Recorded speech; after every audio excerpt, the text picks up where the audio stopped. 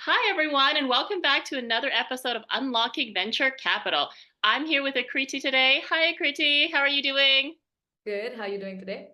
Good. So, she is a partner at Ridge Ventures. So, please tell us a little bit about yourself. So excited to have you on.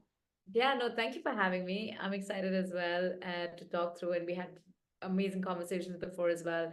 So, hi everyone. I'm Akriti. I'm one of the partners at Ridge Ventures. To quickly give you 10 seconds on Ridge before I move into my background, Ridge is a B2B enterprise seed Series A venture capital fund. Invest in only B2B enterprise companies. We write check sizes from $2 to $6 million into seed Series A kind of rounds. And we are across the B2B stack. We are mostly agnostic, but we have preference for go-to-market stack companies, back office companies.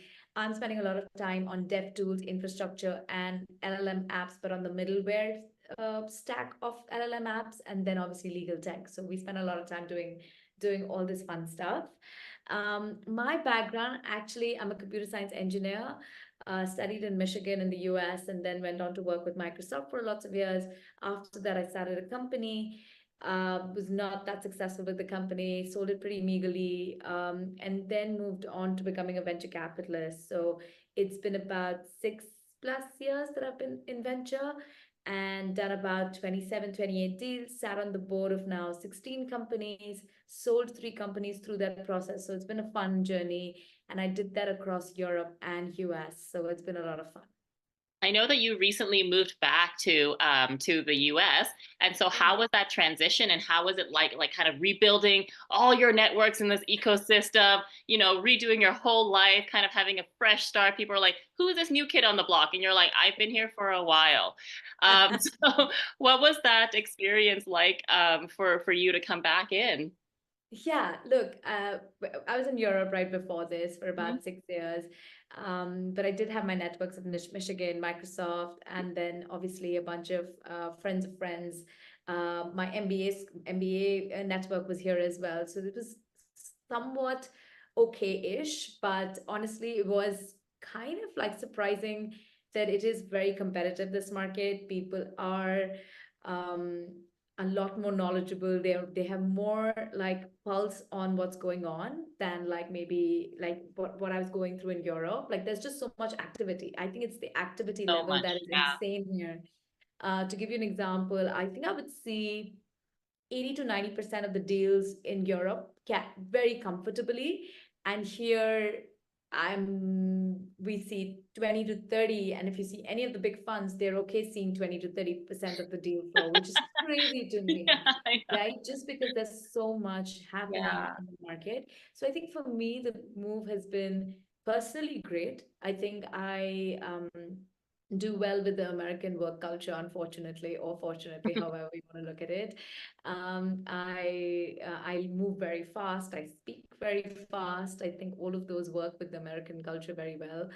But on the flip side, I like ambitious founders, and I think I find a lot more folks who are ready to go the full mile till IPO here, and they're more bullish for really small things, which I think already empowers them to do much better things.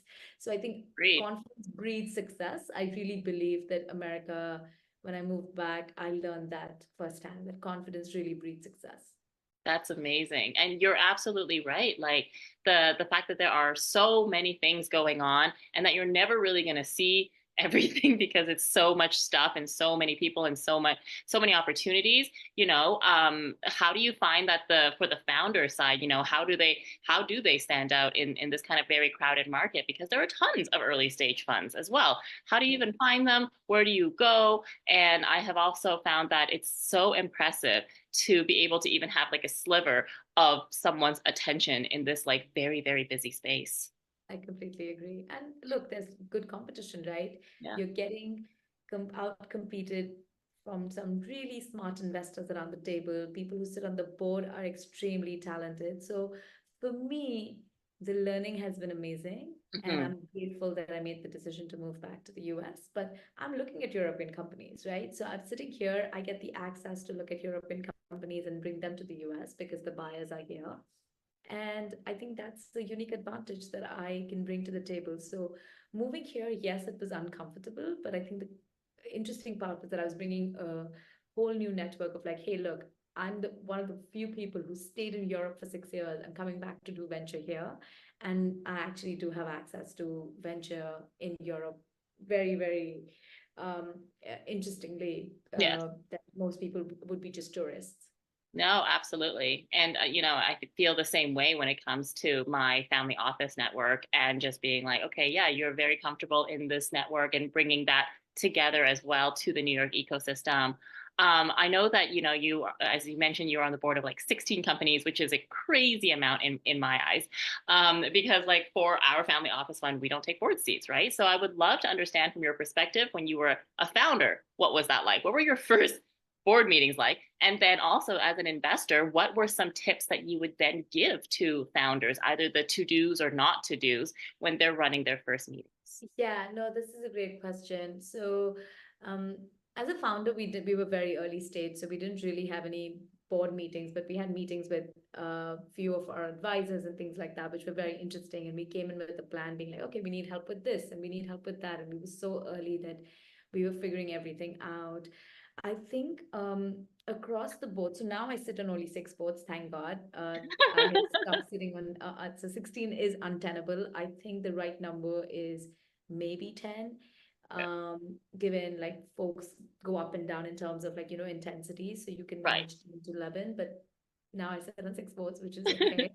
Um, I think there are very few things that I really think a board should do. A board and a founder should use the board to work for themselves Mm, and not the other way around. The board is supposed to be useful, not a reporting mechanism.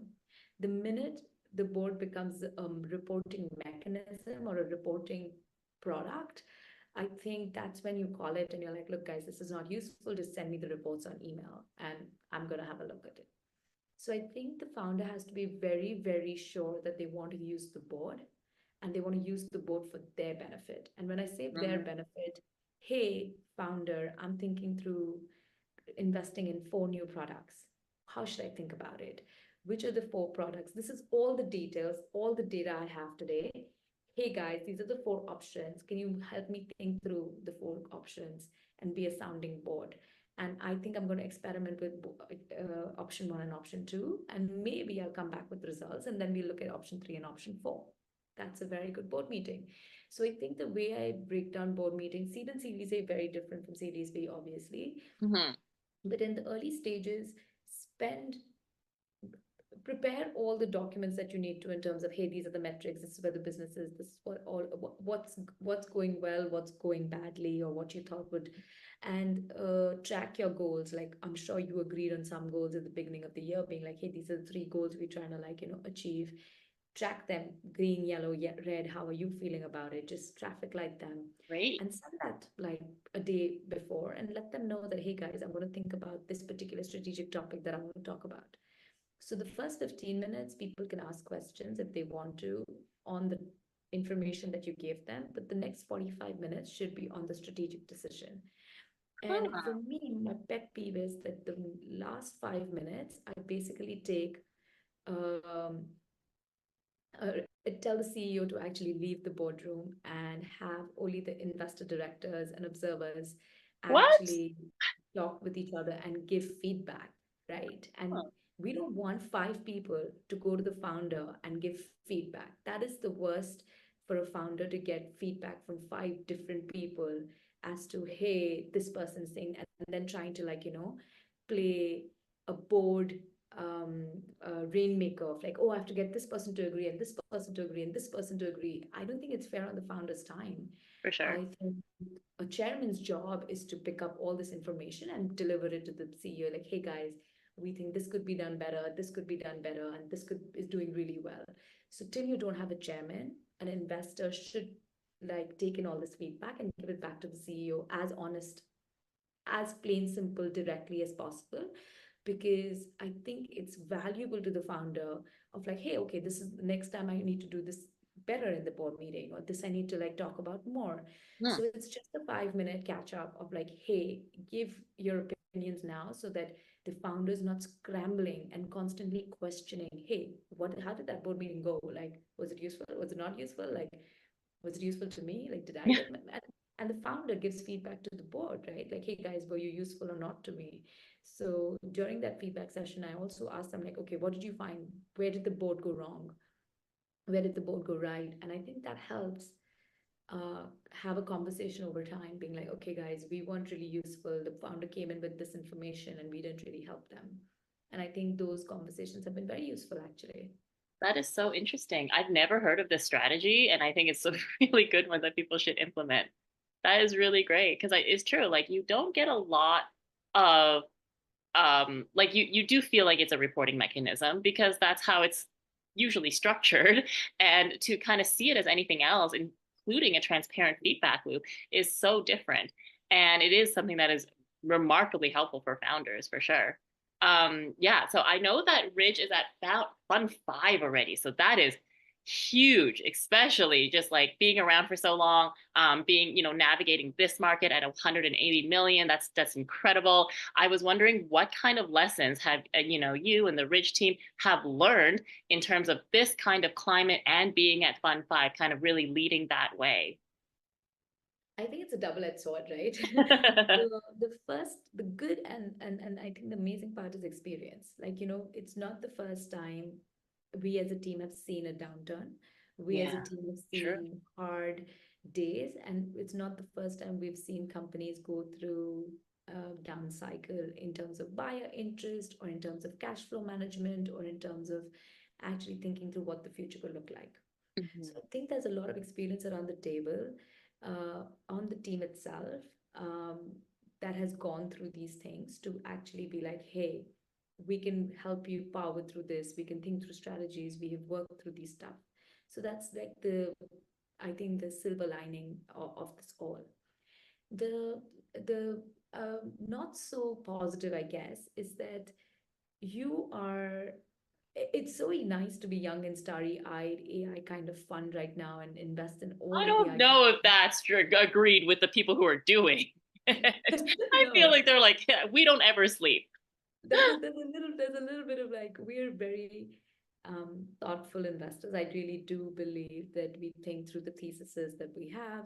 We Yeah. spend a lot of time with CXOs. We introduce our founders to Mhm. CXOs, customers. We write that in the term sheet, how many customers we'll introduce you to. Wow, that's great. Given all of that stuff, we're very, very sure when we try to do a deal, right? And I think when you are in Fund 5, you're also thinking through, hey, I want to have you've seen what a good fund could look like. Yes. You've seen, how to do portfolio management. You've seen like, hey, some are going to be ugly, some are going to like, give us back our money, and some are really going to do well. And trying to create that dance when the market is changing so rapidly from a technology perspective is a dance. Every day is a dance trying to understand, oh, did we miss out on this opportunity, this cool AI opportunity, or are we still sticking to the fundamentals of like, we want to do these kinds of AI companies because we have a thesis. So I think that dance and that push and pull is interesting once you've seen 5 funds go through. That's amazing. Yeah. I mean, was there something in particular that you're like, okay, we've seen this before during the last downturn versus this one, and this is how we're going to go forth, and this is, the message that we're going to put out. Yeah, so I think one of the things we definitely had seen is that a bounce back is going to happen. It's going to Mhm. be between 12 to 18 to 24 months. So, like that positive So attitude. everything's going I to be think, okay eventually. yeah, it's going to be okay. It's not all doom Okay. and gloom. I think that's the first like piece of information that we're constantly giving back to our founders. Hmm. I think the second piece is that during the last downturn, I think fundamentals won. Fundamentals of businesses, Yeah. if you have a product that was sticky, so engagement really, really stuck. And I think that's what I've been pushing all my companies and spending time with them is the engagement, engagement, engagement. Like revenue will come if you have engagement. And that to me is fundamental um, to the two downturns I get. But this is also fundamental in general without a downturn. Please focus on engagement. But I'm saying that that sticks through. If you have engagement, you can see companies power through downturns. That's really great. And for the companies that are going to you guys for seed investment, are you changing the criteria to fit the market right now? Has your criteria changed from now versus like let's say in fund four, for example, in terms of the level they have to be at, the kind of traction they need to get? Because your investment focus didn't really change, but did the criteria change depending on who is coming in nowadays versus your last fund? That's a great question, actually. Our investment focus didn't change. We're still doing B2B and Mhm. Yep. $2 to $6 million checks, like you said. On the criteria, um, I am still the stickler, I think, on the team to think through valuations. Like, I Okay. don't think I gave a crazy valuation during 2022.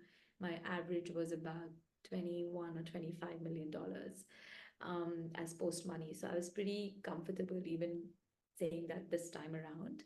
I think what I am personally struggling with is valuing AI companies Okay. because they are in the market. Whatever you get some really high numbers. But actually, when you really look deep, they have revenue, but the revenue is unpredictable. Yes. It is not consistent. So, kind of giving those kinds of valuations to revenues that are unpredictable is a bit risky, scary, and gives me a little bit of the heebie-jeebies. But I think that's the piece that I'm probably struggling with, but I'm very comfortable. Like we did invest in Recall last year and gave them the right valuation for what they were at that time, and they've grown rapidly.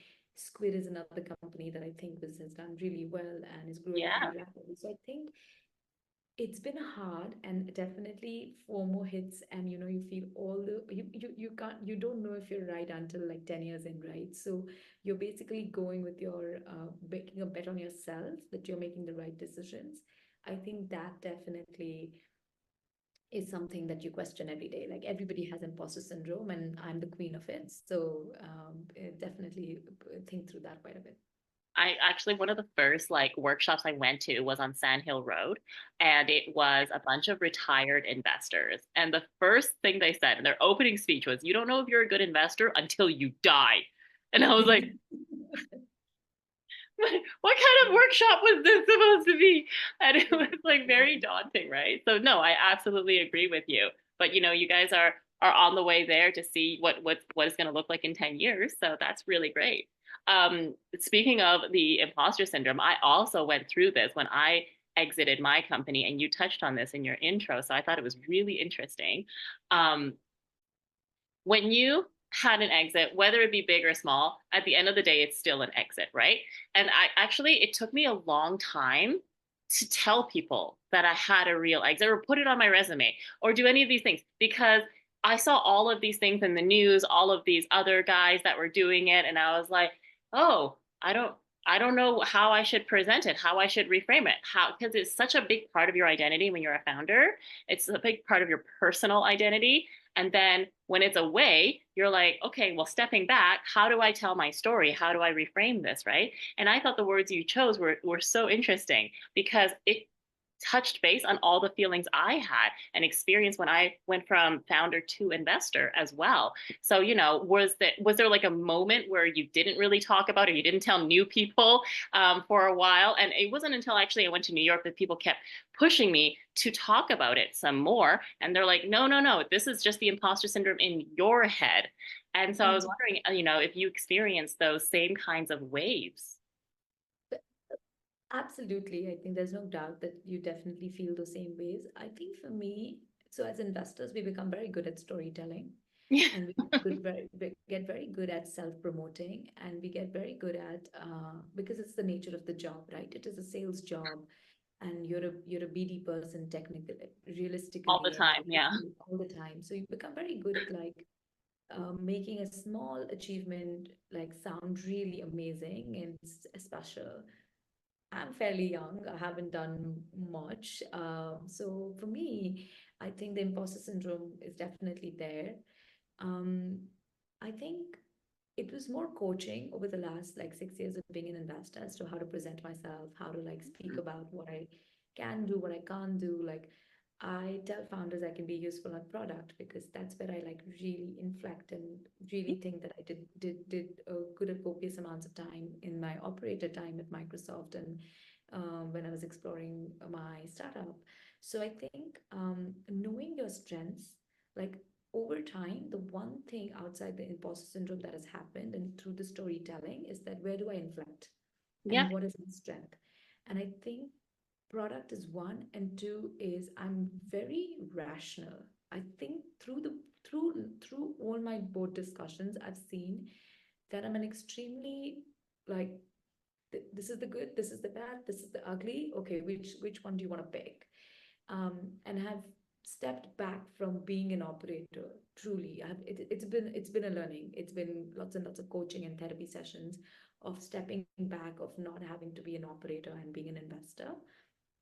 So I think those are the two things that I've really worked on while going through the imposter syndrome and going through all these feelings as to how do you step back and be a real, true investor friend versus trying to be a ex-operator. that's so interesting. An investor friend. How would you describe yourself as an investor friend, like to other investors? Yeah, I think as investors, obviously, we're all capitalists. We're all trying to make money. So there's no question about that. Like if I'm putting money into a company, I want it to become big and I want it Yeah, to like go to the next level. But look, there are very hard times as a founder. They're very, very lonely, and they're very hard times for the founder to even approach the investor sometimes to be like, yeah, hey, things are not going that bad, well, or whatever it is. So I think for me, I don't think I should be a cheerleader. I don't think I should be a negative nanny. I think I should be a friend. I should be a friend who can listen to the good, who can listen to the bad, who can listen to the ugly, and be like, okay, this is what realistically you should be doing because we're all shareholders here. mhm, So I think that's the investor friend in me. Like every time when I was like I started, I think I was very much like, let investors should always be cheerleaders, and then I was like, no, investors like they shouldn't be negative nannies. But I think what investors should be like true best friends who can really tell you the good, bad, ugly without like they can be cheerleader when needed, they can be realistic when needed, and they can be negative nanny when they need it. So I think it's that friend that I think is the right word. I think a lot of listeners can get a lot of great lessons out of what you've just said and what you've explained. I think that's really great. I have two more really fun kind of questions. So one of them is that I know that you came from a history of playing tennis and soccer, and I was wondering how that influenced you as an investor. Oh, a team player. Like that's the one. Like tennis is obviously a lonely game, but I played with a lot of my sisters. We'd had all our tennis camps together and coaching sessions together. And then my best friend is also a tennis coach. She's a national level player out of India, and then she became a tennis Wow. coach and runs her own academy. So like I think tennis was just more like it was a group thing. Regardless, it's a lonely, Mhm. but You come up together. you come up together. And I think perseverance. Like tennis is so hard when you're on the other side. Like I've played my sister at a competitive game actually, like and we were just like we were against each other, had no idea, right? And we reached I think the quarters or something of a match, and we played against each other. So like the kind of perseverance and grit you need, that this is your opponent, this is not your sister, just like play. I think that's definitely one lesson in tennis. And soccer was all about team. It's Yeah, all about being a team player. Like it's not you. I used to be the goalie. I used to like play forward, midfield. Like I'd learned a bunch. So I think that was the piece that soccer taught me. that's really great. And the last kind of fun question is like, if you haven't had this situation, just imagine that your friends, your good real friends from Michigan, came to you with their startup idea and it is exactly the right investment thesis, but their idea will not be $1 million unicorn, $1 billion unicorn. Okay. How do you break their hearts? These are your real So friends.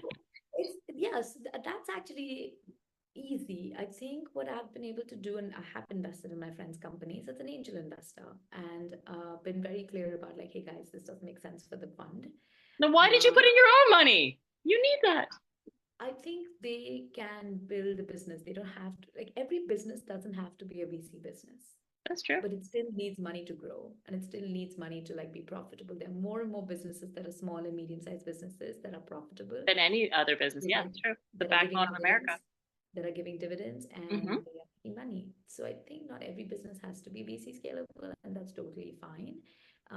You can start with the assumption that you want to be VC, but I think you have to realize where the market dynamics are taking you, and then um, a good investment is on a person and it's on the founders, and they're going to figure it out. And I think that's my like immediate thesis, that I'm going to back my friends for sure, because I think we hopefully have chosen some good, talented people over the years. That's great. Have you gotten those dividends back? Have you gotten 1x pref back in your own words? No, they're still working. They're still It's still working. working. Okay, Exactly. awesome. I'm sure it's going to be great. That is actually really, really great advice also for those who are especially new VCs and they have all these startup friends that they really truly love and care about. And they're like, well, what do I do now? And they're like, there's like no other answer. Be like, oh, you're not VC backable. And then their face just drops. And you're like, no. I love that. Well, thank you so much for coming on to the show. And thank you, everyone, for joining in on another episode of Unlocking Venture Capital. Thank you so much, Sydney. See you.